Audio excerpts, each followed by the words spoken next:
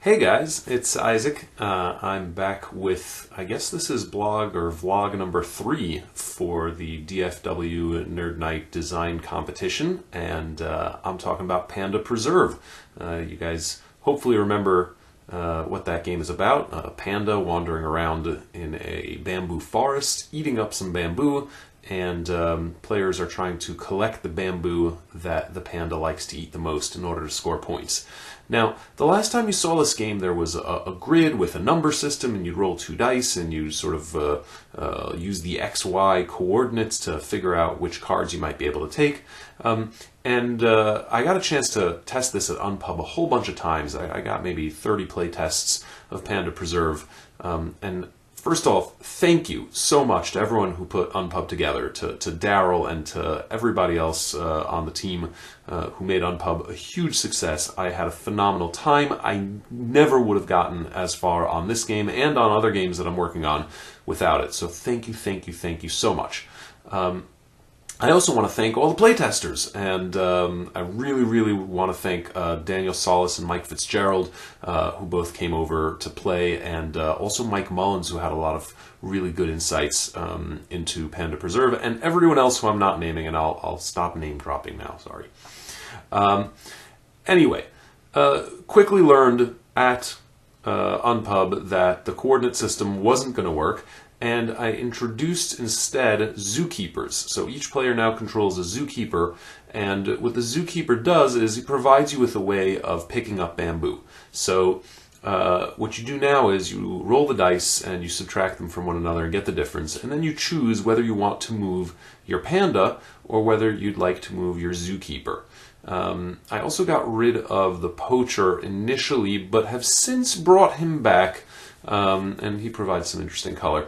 But the point is that, you know, when you move your panda, the panda is able to eat some bamboo, and the zookeeper is able to select bamboo from nearby, an adjacent bamboo card to take into your own stack. And of course, the more bamboo that the panda eats of a given color, the more valuable that given color is in your zookeeper's scoring stack. So it really is a neat game.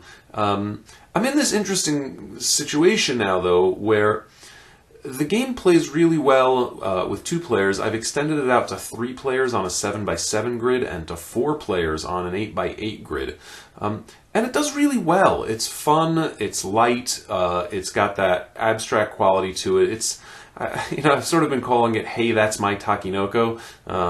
It brings some of the qualities of those 2 games, hey, that's my fish and Takinoko. But it's light and fun, and can be played more seriously or can be played more casually.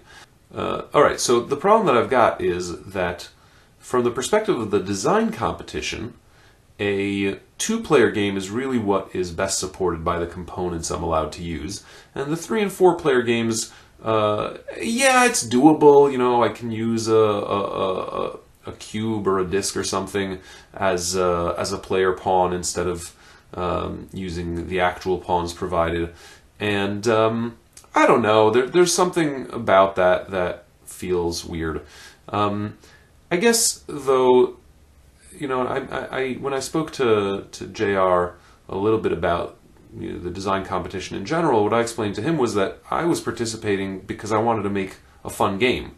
And when the demands of the game start, or where the game wants to go, start breaking the rules of the design competition, I guess where I'm left with is that's where the game wants to go, and I sort of need to follow it there. Otherwise, you know, what am I doing? I'm trying to design great games. And so I think that's what I need to do. So what I'm gonna do is I'm gonna submit a game to the design competition that is the 2-player version of this game, using only the bits permitted to me, trying to use them in the best way possible, and that's what this design competition calls for. But I'm really pleased that the game is developed beyond that, and that I have more to offer, and that I'm able to stretch this experience to a 2 to 4 player game, and really just as a summing up, this has been a fantastic design experience, and it's been a fantastic community experience. And I'm really happy to have been a part of it, and happy to have seen so many other people and their creativity, and to have been able to share what I make as well. So thank you really to everyone involved, to all the judges, certainly to J.R. Honeycutt for putting this all together. And if anything, I hope that we do this more, and I hope that we do this in ways that encourage all of our creativity.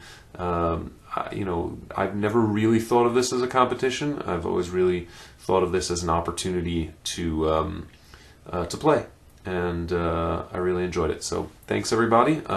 We're going to go to the table, and we're going to take a look at how Panda Preserve works, but that will really be my submission video. That will be the official kind of rules and how to play video. So look out for that in, I guess, what will be design vlog number 4.